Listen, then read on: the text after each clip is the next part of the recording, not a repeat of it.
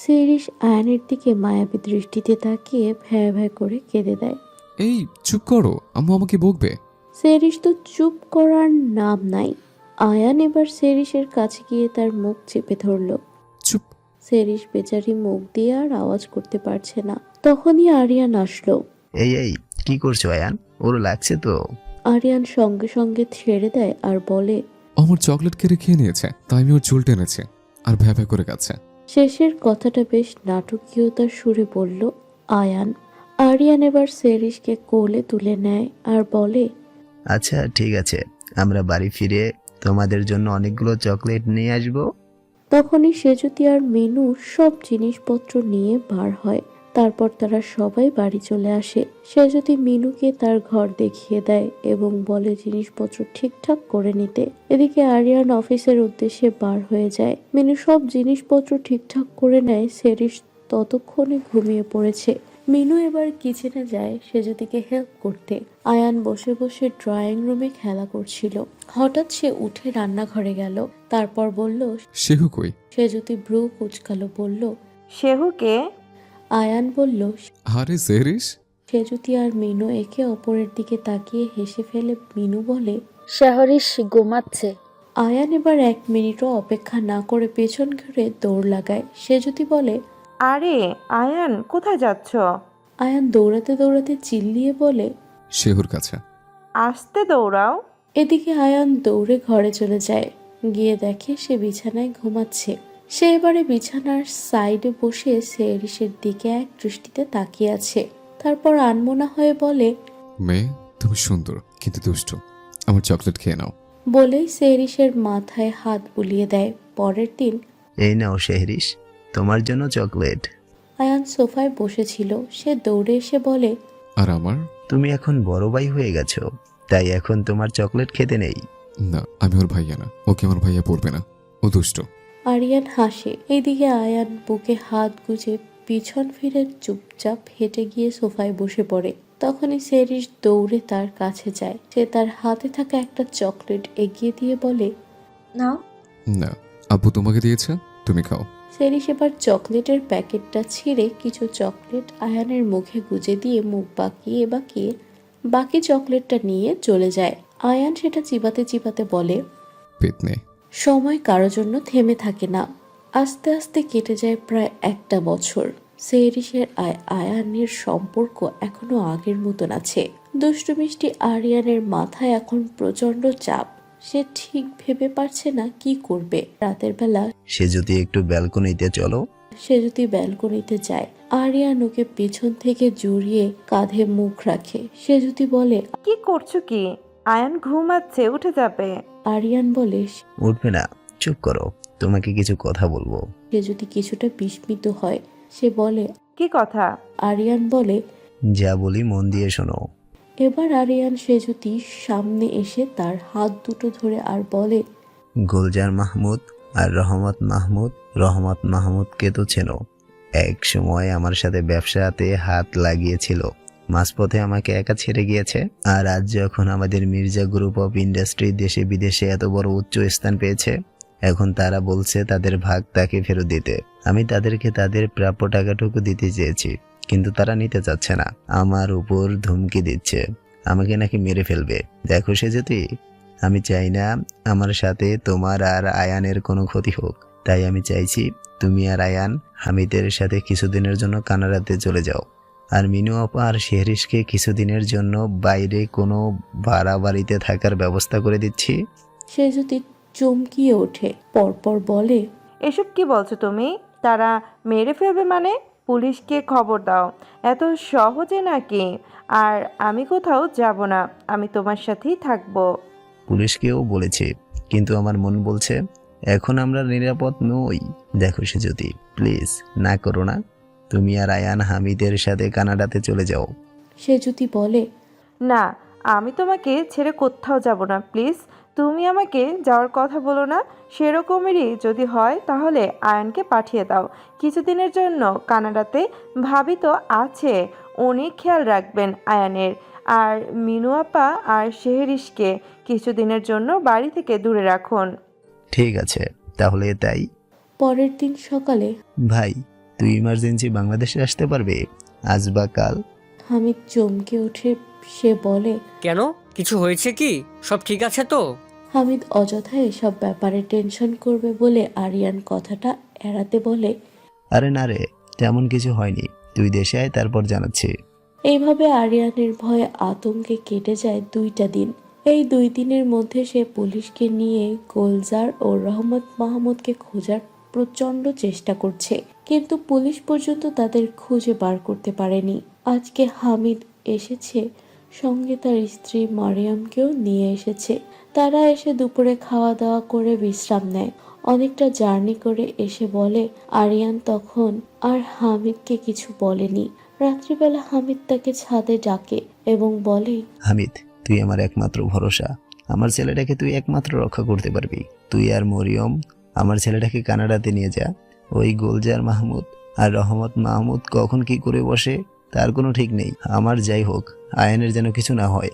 আর আর সেজু থেকে আমি বারবার বলেছি আয়নের সঙ্গে যেতে, কিন্তু সে আমাকে ছেড়ে কোথাও যাবে না। আমি তাকে বুঝিয়ে পারছি না। মিনু অপার শেহরিশের ব্যবস্থা হয়ে গেছে। যতদিন না এসব ঠিক হচ্ছে ততদিন তারা আমার বিয়ের বাড়িতে বাড়ায় থাকবে। সে ব্যবস্থা আমি করে নিয়েছি। তুই আয়ানকে নিয়ে গেলে আমি ওদেরকেও পাঠিয়ে দিব। হামিদ বলে, ভাই রিল্যাক্স, ব্যাপারটা কি আগে সেটা খুলে বল। আরিয়ান তখন সব ব্যাপারটা খুলে বলে। হামিদ বলে, আচ্ছা ঠিক আছে, আমি মরিয়মকে সব জানাই। তারপর আমি চেষ্টা করছি কাল পরশুর মধ্যে যদি কানাডা এমার্জেন্সি এয়ারলাইন্সের টিকিট পেয়ে যাই তাহলে আমরা দ্রুত রওনা দেব। হামিদ মরিয়মকে সব কিছুই জানায়। সেও খানিকটা চিন্তিত হয়। পরপর বলে, আপনি দ্রুত চেষ্টা করুন এয়ারলাইনের টিকিট পাওয়ার। আমরা আয়নকে নিয়ে কানাডাতে চলে যাই। পরের দিন হামিদ আরিয়ানকে জানায়, ভাই আমাদের আজ সন্ধ্যা 6টায় ফ্লাইট। আলহামদুলিল্লাহ, ভালো হয়েছে। তোরা দ্রুত সবকিছু গুছিয়ে নে। আর আমি মিনু আপাকেও বলছি সবকিছু গুছিয়ে নিতে। কালকে ওনাকে ওই বাড়িতে দিয়ে আসবো। হ্যাঁ রে, তাই কর। মিনু ঘরে ছিল।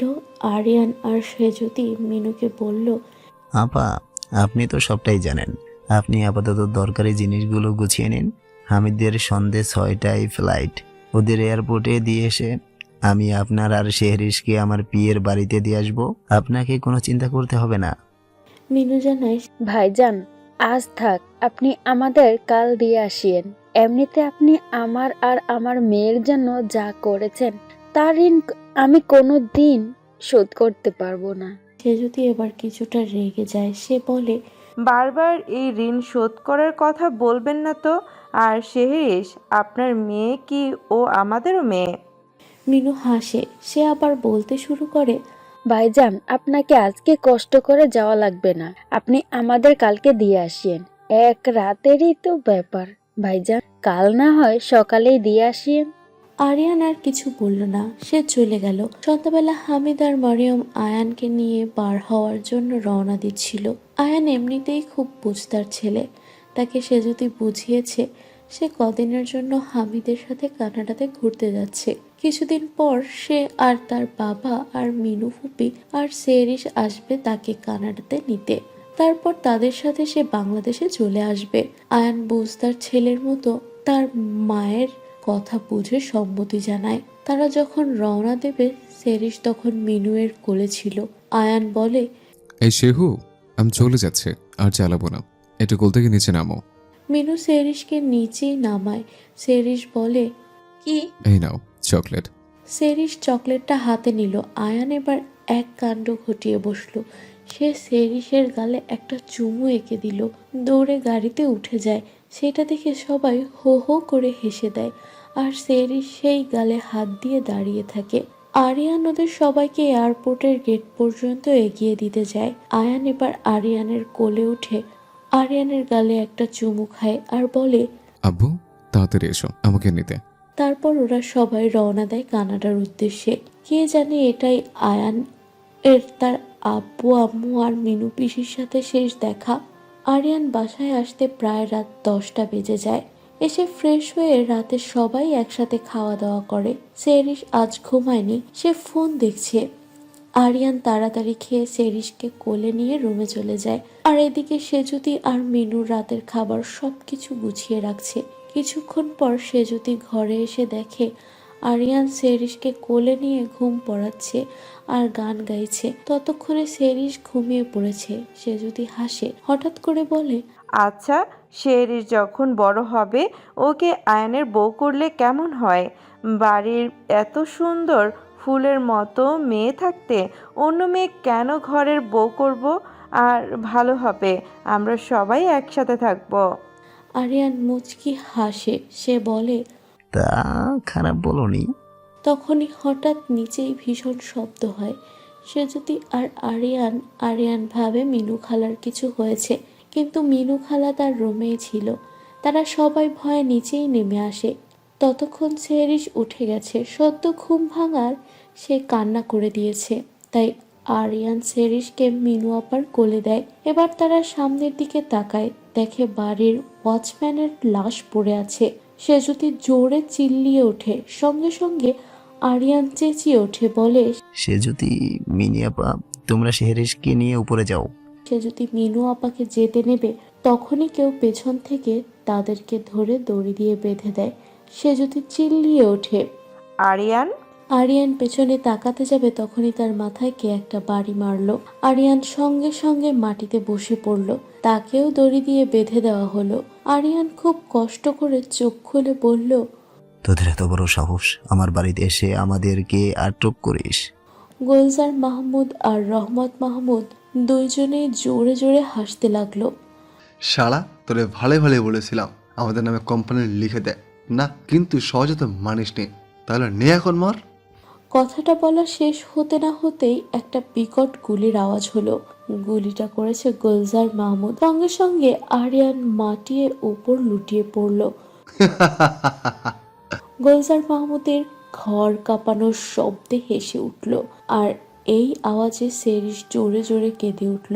সে যদি কিছুক্ষণের জন্য নিস্তব্ধ রইল, তার মুখ দিয়ে কোনো বাক্য বার হচ্ছে না। সে কি দেখলো? এটা না না, এটা স্বপ্ন, এটা সত্যি হতে পারে না বলেই জোরে জোরে হাউমাউ করে কেঁদে উঠল। আরিয়ান, না না, এটা সত্যি না। এই শয়তানগুলো তোদের মেরে ফেলবে। না না, এটা হতে পারে না আরিয়ান। সে যদি জোরে জোরে কেঁদে যাচ্ছে। আরে থাম না, কাঁদিস না, তোদের সবাইকে উপরে পাঠাবো। তোদের একটাও আস্ত রাখবো না। একবার হাতটা খোল। তোমাদের পায়ে পড়ছি, ছেড়ে দাও। তুই আবার কে, মুখ চালাচ্ছিস এত? কথাটা বলেই বন্ধু তাক করলো। রহমত মাহমুদ সাথে সাথে গুলি গিয়ে লাগলো মিনুয়ের কপালে। মিনু আপা, এই বেয়াদব, একবার হাতটা খোল। বলেই একটা ছুটি নিয়ে এগিয়ে এলো। গুলজার মাহমুদ সেজুতির গলার কাছটায় ছুরি চেপে ধরলো। সেজুতি বলল, তোরা কেউ রক্ষা পাবি না, তোদের। আর বাকি কথা বলার আগে গুলজার মাহমুদ তার গলায় ছুরি চালিয়ে দেয়। সাথে সাথেই রক্তের বন্যা বয়ে যায়। এদিকে সেরিসের কেঁদে কেঁদে প্রায় নাজেহাল অবস্থা। গুলজার মাহমুদ এবার সেরিসের এদিকে এগিয়ে যায়, গিয়ে জোরে তার ঘাড়ে একটা আলতো করে কোপ মারে। সেরিস আরো জোরে জোরে কাঁদতে থাকে। রহমত মাহমুদ বলে, ভাই ছেড়ে দাও, এমনি মাসুম মতন দেখতে, আর ও বা কি করবে? হে, এতগুলো প্রাণের বদলে একটা প্রাণ না হয় জীবিত থাক। গুলজার মাহমুদ আর রহমত মাহমুদ তাদের চেলাদের নিয়ে বার হয়ে যায়। আর সেরিস কিছুক্ষণ পর কাঁদতে কাঁদতে অজ্ঞান হয়ে যায়। সকাল 7টা। ভাবি কই, আজ দুধ নেবেন না নাকি? দুধওয়ালা কোনো উত্তর না পেয়ে বাড়ির ভেতর ঢুকে। বাড়ির দরজা খোলাই ছিল। সে ভেতরে ঢুকে দেখে পুরো ফ্লোর রক্ত রক্ত। সে ভয়ে তাড়াতাড়ি বার হয়ে এসে পুলিশকে খবর দেয়। পুলিশ আগে থেকেই জানতো যে এগুলো গুলজার মাহমুদ আর রহমত মাহমুদের কাজ, এবং তদন্তেও তারাই তাই পেয়েছে। কারণ অনেক আগে থেকে আরিয়ান তাদের খুঁজে বেড়াচ্ছে। আর পুলিশও কিন্তু তারা এমন ভাবে গা ঢাকা দিয়েছিল, তাদেরকে খোঁজা সম্ভব হয়ে ওঠেনি পুলিশদের। সেরিসকে তারা হসপিটালে চেক আপে পাঠায়, আর বাকিদের লাশগুলো পোস্টমর্টম করতে পাঠায়। আর পুলিশ হামিদকে ফোন দিয়ে সবটা জানায়। তারা এমার্জেন্সি ফ্লাইটে করে দুপুর 2টার দিকে বাংলাদেশে আসে। আসরের আজানে তাদের সকলের মাটি দেওয়া হয়। আরিয়ান সবটাই জানে। সে ছোট হলেও অনেকটা শক্ত আর বুদ্ধিমতী। সে মুখ দিয়ে একটা শব্দ বার করেনি, শুধু জানে যে তার আব্বু আম্মু আর মিনু ফুপির খুন গুলজার মাহমুদ আর রহমত মাহমুদ করেছে। আয়ান হামিদকে বলল, আমাকে সেহরিসের কাছে নিয়ে চলো, হামিদ এই ছোট্ট ছেলের সাহস দেখে অবাক হচ্ছে। কেমন ভাবে একটা ছেলে এত শক্ত হতে পারে, তাও এই বয়সে। হামিদ আয়ানকে নিয়ে হসপিটালে যায়। গিয়ে দেখে সেরিস ঘুমাচ্ছে। তাকে ঘুমের ইনজেকশন পুশ করা হয়েছে। এখন সে মোটামুটি সুস্থ। সেই দিন আয়ান আর সেরিসের সাথে কথা বলতে পারেনি, শুধু তাকে দেখে গেছে। 3 দিন পর আজ হামিদ আয়ানকে কানাডাতে নিয়ে যাবে এবং সে পুলিশদেরকে বলেছে তদন্ত চালিয়ে যেতে, গুলজার মাহমুদ আর রহমত মাহমুদকে যে কোনো মতে আটক করতে। আয়ানকে হামিদ বুঝিয়েছে যে সেরিসের শরীর অসুস্থ, তাই সে এখন দেশে থাকবে। আয়ান সেটাই বুঝেছে। সে বলল, সেরিস কোথায়? তখনই রহিম সেরিসকে আয়ানের সামনে নিয়ে আসে। আয়ান সেরিসকে তার ঘাড়ের কাঁটাটাকে ভালোভাবে পরখ করলো। পরপরই সে তার একটা ছোট্ট ব্রেসলেট সেরিসের হাতে দিল আর বলল, আবার দেখা হবে আমাদের। তারপর তারা রওনা দেয় কানাডার উদ্দেশ্যে। এইভাবেই কেটে যায় অনেকগুলো বছর। আয়ান যত বড় হয় তার মধ্যে তত প্রতিশোধের আগুন দাউ দাউ করে জ্বলতে থাকে। তার আর অন্য কোনো কথাই মাথায় থাকে না। সে তার চেলাদের খুঁজতে লাগিয়ে দিয়েছে গুলজার মাহমুদ আর রহমত মাহমুদকে। তারা এমনভাবে গা ঢাকা দিয়েছে যে পুলিশ পর্যন্ত তাদেরকে খুঁজতে সক্ষম হননি। আয়ান তাদেরকে তন্ন তন্ন করে খুঁজে বেড়াচ্ছে, কিন্তু কোনো মতেই তারা ধরা দিচ্ছে না। সে প্রথমে একটা মেয়ের সাথে রিলেশনে গিয়েছিল, কিন্তু মেয়েটা তাকে চিট করেছিল। তাই তার পর থেকে তার কোনো মেয়ের প্রতি বিশ্বাস আসে না। তার কাছে সব মেয়ে চরিত্রহীন আর টাকা ছাড়া কিছুই বোঝে না। বর্তমান বাংলাদেশের মাটিতে পা রেখেছে আয়ান মির্জা। সঙ্গে সঙ্গে সে অন্তকে কল করলো। লোকেশন পাঠা, আমি এক্ষুনি আসছি। হ্যাঁ। তারপর অন্ত আয়ানকে লোকেশন পাঠালে আয়ান আর শিহাব পৌঁছে যায় সেই কাঙ্ক্ষিত ঠিকানায়। একটা অন্ধকার নির্জন জঙ্গলের মধ্যে একটা কুঠিরে পৌঁছায় আয়ান আর শিহাব। সেখানে আগে থেকেই উপস্থিত ছিল অন্তসহ আরো কিছুজন। আয়ান এবার ভেতরে ঢোকে। গিয়ে দেখে একটা অন্ধকার ঘরের মধ্যে হাত পা বাঁধা অবস্থায় আধমরা হয়ে পড়ে আছেন রহমত মাহমুদ।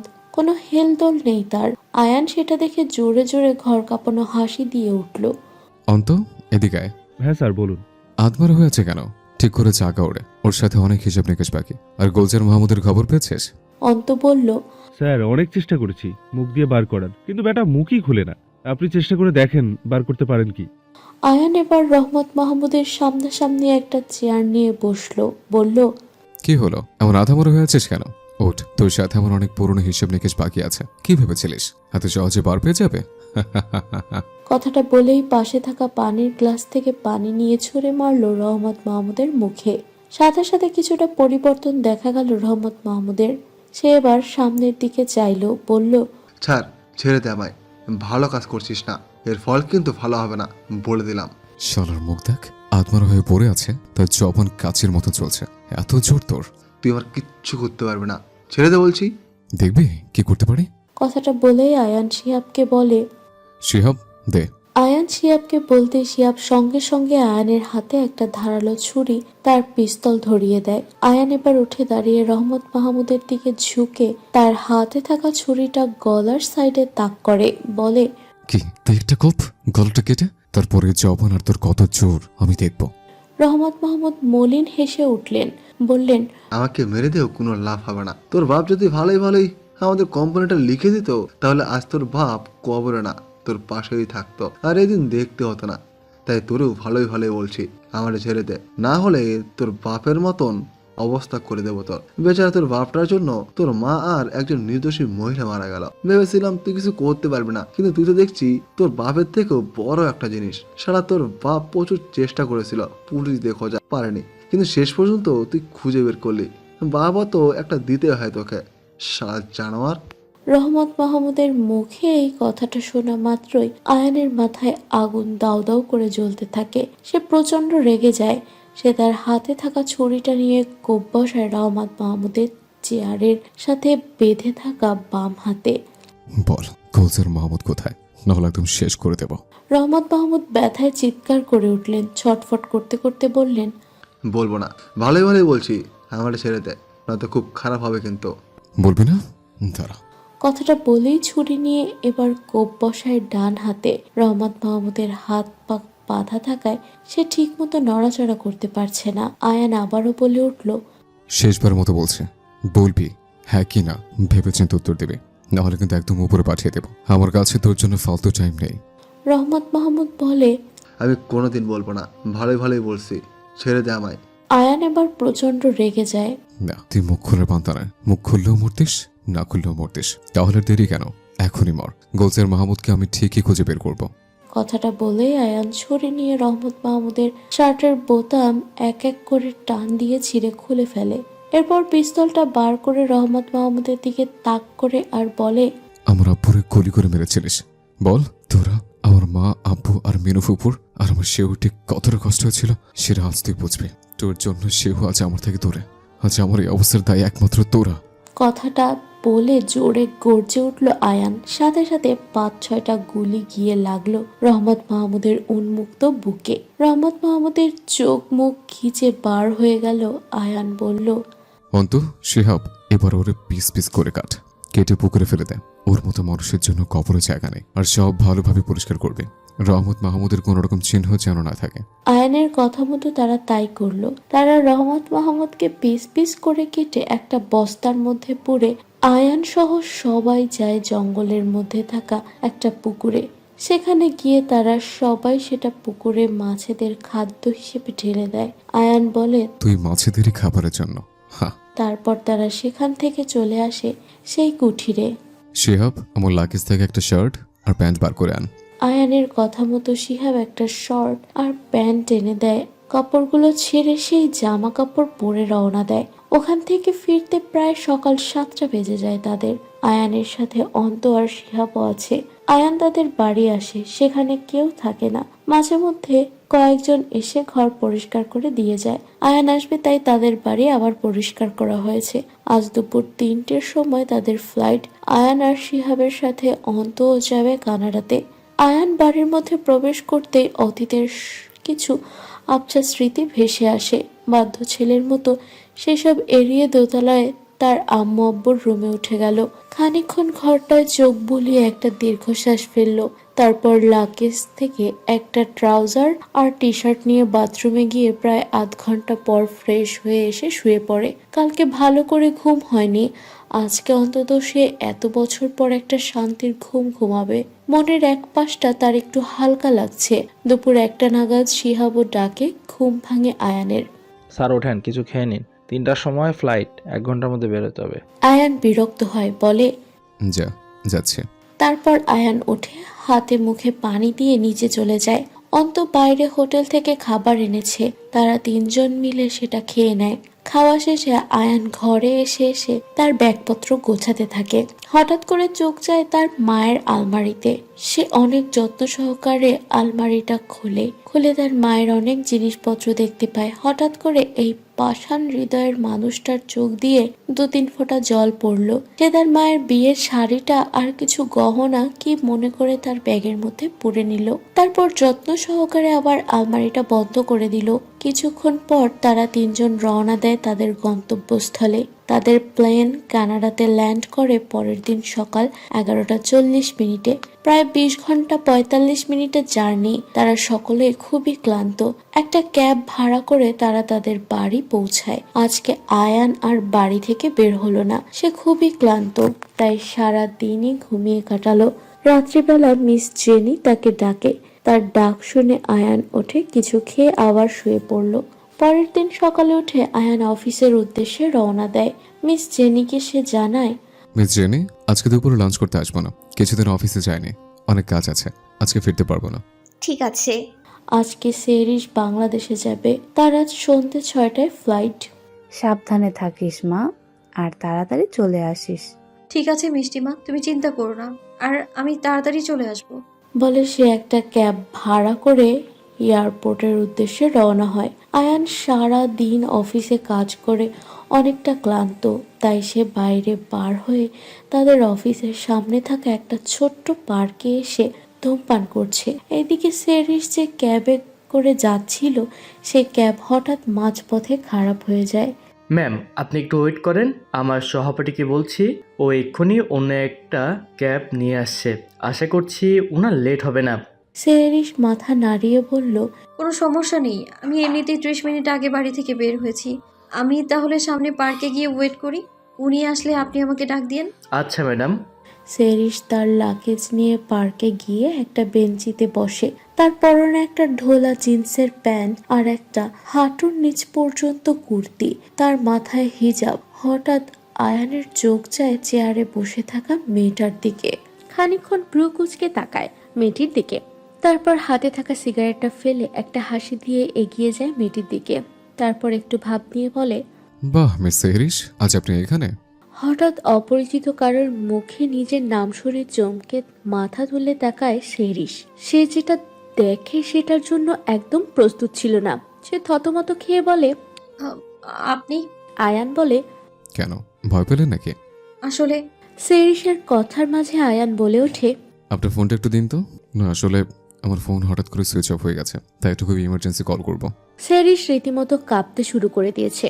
সে কিছু না বলে কম্পিত হাতে ফোনটা এগিয়ে দেয় আয়ানের দিকে। আয়ান মুচকি হেসে ফোন ধরায় শিহাবকে। হ্যালো, কে? আয়ান গম্ভীর গলায় বলে, জি জি স্যার বলুন। আয়ান বলে, 5 মিনিটের মধ্যে অফিসের সামনের পার্কে গাড়ি নিয়ে হাজির হ। বলেই কল কেটে দেয়। আয়ান এবার সেরিসের পাশে গা ঘেঁষে বসে। সেরিস পাশে একটু সরে যেতে নিলে আয়ান সেরিসের কোমর জড়িয়ে আরো কাছে আনে। সেরিস হতভম্ব হয়ে সে বলে, কি করছেন কি আপনি এসব? আয়ান এবার সেরিসের আরো একটু কাছে গিয়ে কানের লতিতে ঠোঁট ঠেকিয়ে বলতে শুরু করে, কেন, সেদিন রাতে তো নিজে এসেছিলে আমার কাছে, আজ না হয় আমি আসলাম। আজকে তোমার কাস্টমার না হয় আবার আমিই হই। ট্রাস্ট মি, আগের থেকে আরো। সেরিসের কান দিয়ে মনে হয় আগুন বার হলো। না, সে বাকি কথাটা আর শুনতে পারল না। সে উপায় না পেয়ে সেই রাতে এসেছিল তার কাছে, তাই বলে লোকটা তাকে এত খারাপ বলতে পারলো। সে এবার প্রচন্ড রেগে যায়। আয়ানের থেকে কোনো মতে জোরপূর্বক নিজেকে ছাড়িয়ে উঠে দাঁড়িয়ে বলে, কি ভেবেছেন কি আপনি আমায়? যা ইচ্ছে তাই বলবেন, যান চলে যান এখান থেকে। হ্যাঁ, আমি আপনার কাছে চিরকৃতজ্ঞ, কিন্তু একটা মানুষের পরিস্থিতি না জেনে কিছু বলার অধিকার আপনার নেই। আমার আপনার চুক্তি ছিল 1 রাতের জন্য, সেটা মিটে গিয়েছে, তো তারপরে আপনার আর কোনো অধিকার নেই আমার উপর। আয়ান নিশান্তর কণ্ঠে বলে, তাহলে আবার চুক্তি করি, এরপর 1 দিন না 3টা আর একটু বাড়িয়ে দিয়েন, বদলে যত ইচ্ছে তত অ্যামাউন্ট নিয়েন। এবার আয়ান উঠে সেরিসের কানের কাছে গিয়ে বলে, আমার না আপনার প্রতি অনেক ইন্টারেস্ট আছে, প্লিজ না করবেন না। সেরিস এবার রেগে আয়ানের গালে একটা জোরে চড় বসিয়ে দেয় আর বলে, মুখ সামলে কথা বলুন, আপনার কোনো অধিকার নেই এসব বলার। আয়নের চোখ মুখ লাল হয়ে যায়। তার বুঝে উঠতে কয়েক সেকেন্ড সময় লাগলো যে তার সাথে কি হয়েছে। সাথে সাথে সে সেরিসের হাত ধরে জোরালো কণ্ঠে বলে ওঠে, তুই আমার গায়ে হাত তুলিস? এই আয়ন মির্জার গায়ে? চল রাস্তার মেয়ে, চল আমার সাথে। আয়ান মির্জা নামটা শুনে সেরিসের বুক ধক করে উঠল। পরপরই মনে মনে বলল, না, এই আয়ান সেই আয়ান নয়। তারপর জোর গলায় বলে উঠল, কোথায় যাব আমি আপনার সাথে? দেখেন, ভালোই ভালোই বলছি, ছেড়ে দিন আমায়। কে শুনে কার কথা? আয়ান সেরিসের হাত ধরে টেনে নিয়ে যেতে থাকে। সেরিস আয়ানের হাত ধরে চেষ্টা করছে ছাড়ানোর। আয়ানের এবার বিরক্তি লাগলো। সে সেরিসকে সামনের দিক দিয়ে কাঁধে তুলে নিয়ে যেতে লাগলো। সেরিস আয়ানের থেকে ছাড়ানোর জন্য তার পিঠে কিল মারছে, ছোটাছুটি করছে, কিন্তু কিছুতেই ছাড়াতে পারছে না। আয়ান পার্কে থেকে পার হতেই দেখে শিহাব গাড়ি নিয়ে দাঁড়িয়ে আছে। আয়ান গিয়ে দরজা খুলে সেরিসকে ড্রাইভিং সিটের পাশে বসিয়ে সিট বেল্ট পরিয়ে তাড়াতাড়ি করে নিজে গিয়ে ড্রাইভিং সিটে বসে পড়ে, গাড়ি লক করে দেয়। আয়ান শিহাবকে বলে, পার্কের মধ্যে একটা লাগেজ আছে, ওটা সময় মতো আমার বাড়িতে পৌঁছে দিবি। আর এখন তুই কোনো প্রশ্ন করবি না, তোর কোনো প্রশ্নের উত্তর দিতে আমি বাধ্য নই। শুধু এটা জেনে রাখ, তোর দ্বারা যে কাজটা হয়নি সেটাই করেছে। শিহাব থ হয়ে দাঁড়িয়ে রইল আর আয়ান গাড়ি স্টার্ট দিয়ে যেতে লাগলো। এদিকে সেরিস সিট বেল্ট খোলার প্রচুর চেষ্টা করছে আর কান্না করতে করতে চেঁচাচ্ছে, কিন্তু আয়ান এক হাত দিয়ে ধরে রেখে দিয়েছে। আয়ানের গাড়ি চালাতে অসুবিধে হচ্ছে, তাই কিছু দূর গিয়ে সে গাড়িটা একপাশে দাঁড় করিয়ে জোরপূর্বক সেরিসের হিজাবটা খুলে দেয়। সেরিস চিৎকার করে বলে, কি করছেন কি? সেরিস তার হাত দিয়ে আয়ানকে কিলঘুষি মারতে লাগলো। আয়ান এবার সেরিসের হিজাবের ওড়নাটা নিয়ে তার হাতগুলো বেঁধে দেয়। দেখেন, একদম ভালো হচ্ছে না, কিন্তু ছেড়ে দিন বলছি আমায়। আমি আপনার কি ক্ষতি করেছি? ভালোই ভালো কথা মেনে নিলে সবকিছু ভালোভাবেই হতো। আপনি যা ভাবছেন আমি অমন মেয়ে নই। বলেই সেরিস জোরে জোরে কান্না করতে লাগলো। আয়ান বলল, এই চুপ কর বলছে। সেরিস তাও জোরে জোরে কান্না করছে। আয়ান এবার তার পকেট থেকে রুমাল বার করে তার মুখ বেঁধে দিল। সেরিস প্রচন্ড চেষ্টা করেও পারছে না ছাড়াতে। কিছুক্ষণের মধ্যে তারা আয়ানের বাড়ি পৌঁছালো। আয়ান সেরিসকে তার ঘরে নিয়ে গিয়ে সোফায় বসিয়ে সেরিসের মুখ আর হাত খুলে দেয়। হাত আর মুখ খুলতেই সেরিস আয়ানের কলার চেপে ধরে বলে, এই তুই কোন সাহসে আমাকে এখানে নিয়ে এসেছিস? আয়ান বলল, তোমারও তো ভালো, কদিন আমার সাথে থাকলে নিজের ইচ্ছে মতন টাকা পেয়ে যাবে। আয়ান এবার সেরিসের দিকে নিচু হয়ে নেশাক্ত কণ্ঠে বলে,